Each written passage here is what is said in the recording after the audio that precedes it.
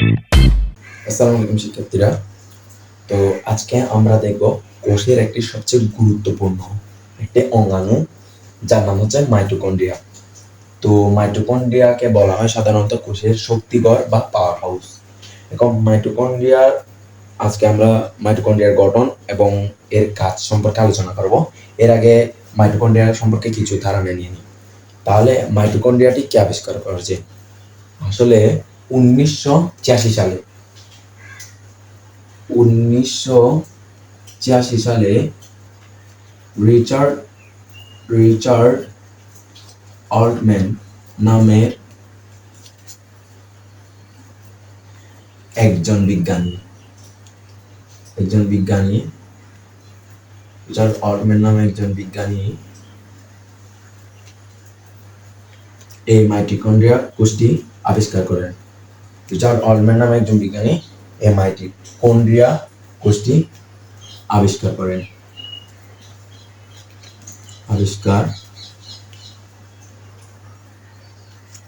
করেন এবং তিনি এর নাম দেন হচ্ছে বায়োব্লাস্ট।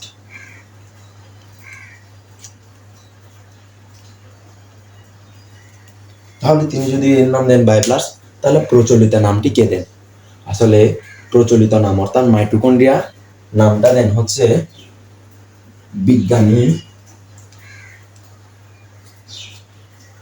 বেন্ডা। অর্থাৎ তোমাদের প্রশ্ন আসতে পারে, প্রথম মাইটোকন্ড্রিয়ার নাম বায়োব্লাস্ট দেন কোন বিজ্ঞানী? তোমরা সরাসরি দাগাইয়ে দেবে রিচার্ড অল্টম্যান, এবং পরবর্তীতে আসতে পারে প্রচলিত নামটি কে দেন?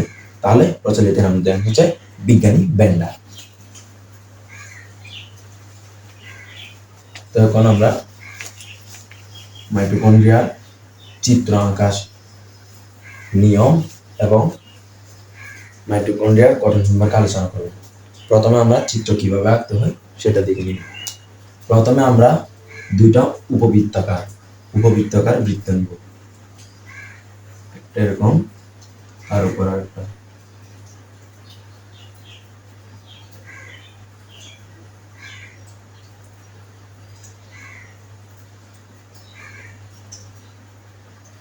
এবং এর ভিতর 5টি বিন্দু নিব।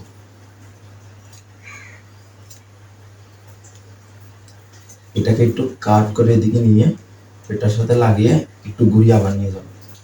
একইভাবে এখানেও করবো এবং শেষে এটার সাথে কাট করে লাগিয়ে দেবো। এবং এই দুইটার মাঝখানে একটা বিন্দু নিব, এই দুইটার মাঝখানে একইভাবে এখানে নিব। এখন এটিকে একটু কাট করে এদিকে লাগিয়ে দিয়ে একইভাবে এদিকেও করব।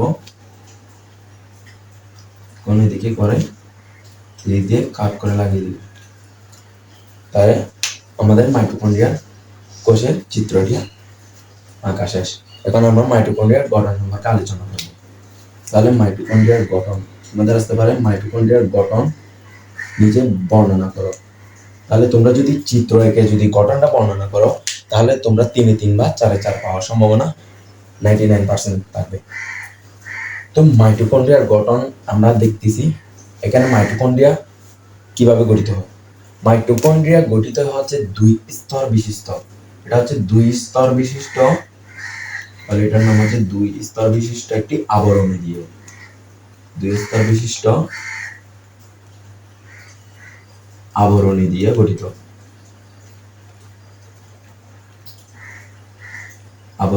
গঠিত। তাহলে আমরা প্রথমে যদি আসে প্রশ্ন মাইটোকন্ড্রিয়ার গঠন বর্ণনা করো, তাহলে তোমরা লিখে প্রথমে চিত্রটা আঁকবে।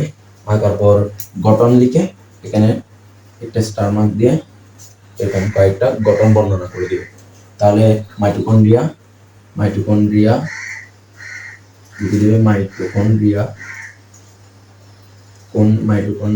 কি দিয়ে গঠিত?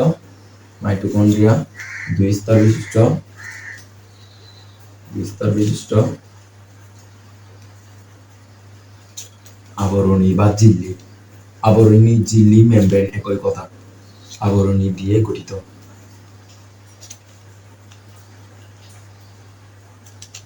তাহলে মাইটোকন্ড্রিয়া হচ্ছে একটি 2 স্তর বিশিষ্ট আবরণী দিয়ে গঠিত। এখন মাইটোকন্ড্রিয়ার ভিতরে কি থাকে? আসলে মাইটোকন্ড্রিয়ার ভিতরের দিকগুলো আঙুলের মতন, ভিতরের দিকে আঙুলের মতন ভাঁজ করা থাকে, যাদেরকে বলা হয় হচ্ছে ক্রিস্টি। এগুলোকে বলা হয় হচ্ছে ক্রিস্টি।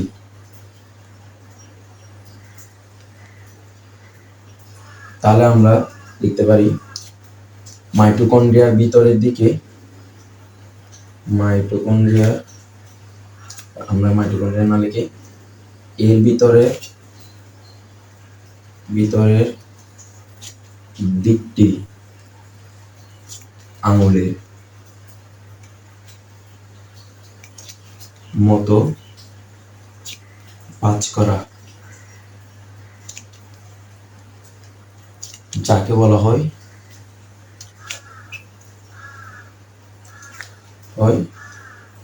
ক্রিস্টি। তাহলে আমরা দেখতে পাচ্ছি মাইটোকন্ড্রিয়ার ভিতরের দিকে আঙুলের মতো ভাঁজ করা থাকে, যাদেরকে বলা হয় ক্রিস্টি। এবং ক্রিস্টির গায়ে তো কিছু থাকবে, ক্রিস্টির গায়ে যে বিন্দু বিন্দু, অর্থাৎ ক্রিস্টির গায়ে বৃত্তাকার কিছু বস্তু দেখা যায়, মানে বৃত্তাকার কিছু বস্তু দেখা যাবে। এই বৃত্তাকার বস্তুগুলোকে বলা হয় অক্সিজোম। কি? অক্সিজোম। বৃত্তাকার বস্তুগুলোকে বলা হয় অক্সিজোম। তাহলে আমরা লিখতে পারি মাইটোকন্ড্রিয়ার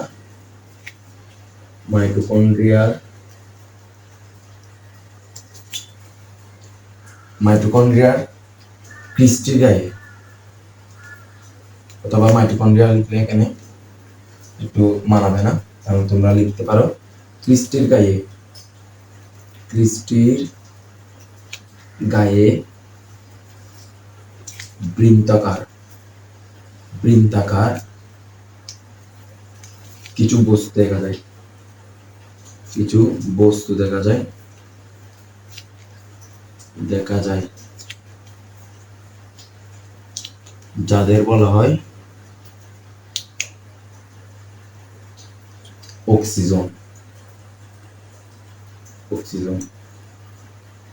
এখন অক্সিজোমের গায়ে যে উৎসেচক রয়েছে, যেমন এনজাইম, বিভিন্ন ধরনের এনজাইম, ডিএনএ, বৃত্তাকার ডিএনএ, ওগুলো সাজানো থাকে। এখন এই মাইটোকন্ড্রিয়ার ভিতরে যে ফাঁপা স্থান রয়েছে, ওই ফাঁপা স্থানে কি থাকে? ওই ফাঁপা স্থানে ম্যাট্রিক্স নামের পদার্থ থাকে। তো আমরা লিখতে পারি মাইটোকন্ড্রিয়ার ভিতরে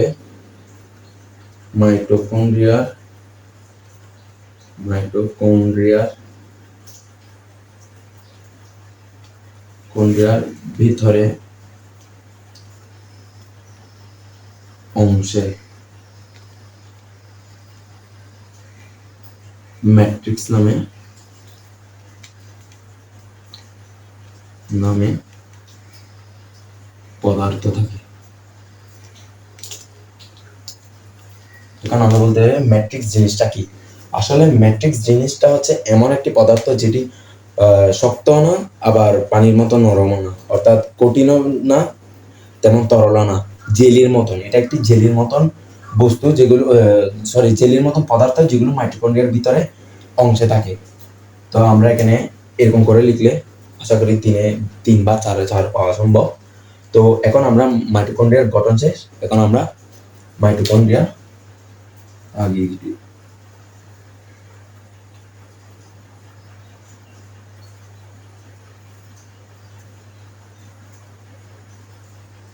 মাইটোকন্ড্রিয়ার গঠন শেষ। এখন আমরা মাইটোকন্ড্রিয়ার কাজ সম্পর্কে আলোচনা করব। তা এগুলো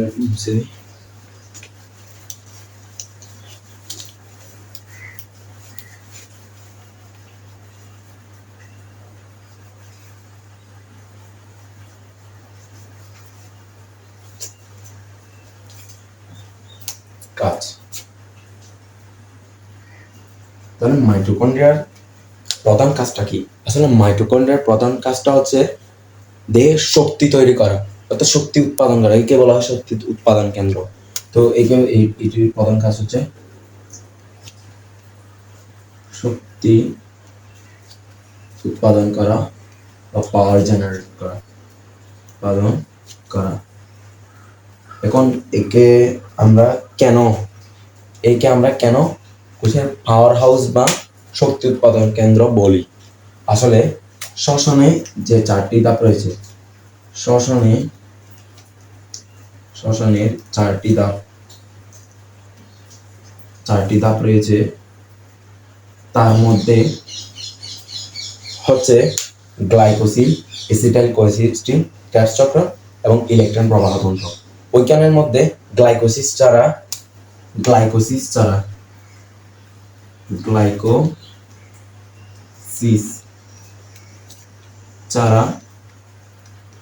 বাকি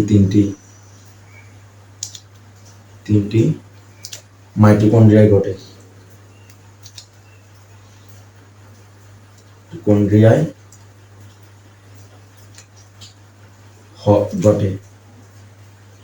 এখন যেহেতু শ্বসনের সব থেকে বেশি শক্তি উৎপন্ন হয় ক্রেবস চক্রে,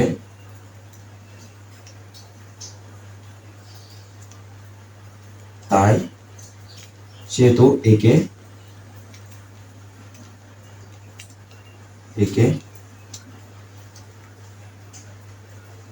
কোষের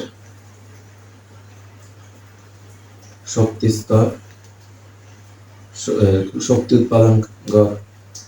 উৎপাদন কেন্দ্র বলা হয়। তাহলে আমরা দেখতে পাচ্ছি একে কেন শক্তি উৎপাদন কেন্দ্র বলা হয়। আসলে আমরা জানি শ্বসনে 4টি ধাপ রয়েছে, তার মধ্যে রয়েছে গ্লাইকোসিস, এসিটাইল কোএসিস্টিন, ক্রেবস চক্র এবং ইলেকট্রন প্রবাহ তন্ত্র। এখানের মধ্যে গ্লাইকোসিস ছাড়া বাকি তিনটি মাইটোকন্ড্রিয়ায় ঘটে এবং আমরা আরো জানি শ্বসনের সব থেকে বেশি শক্তি উৎপন্ন হচ্ছে ক্রেবস চক্রের মধ্যে। যেহেতু ক্রেবস চক্রটি এই মাইটোকন্ড্রিয়ায় ঘটে থাকে, তাই মাইটোকন্ড্রিয়াকে বলা হয় কোষের শক্তি উৎপাদন কেন্দ্র। তো আশা করি আপনারা বুঝতে পেরেছেন। তো আজকে এই পর্যন্ত। আসসালামু আলাইকুম।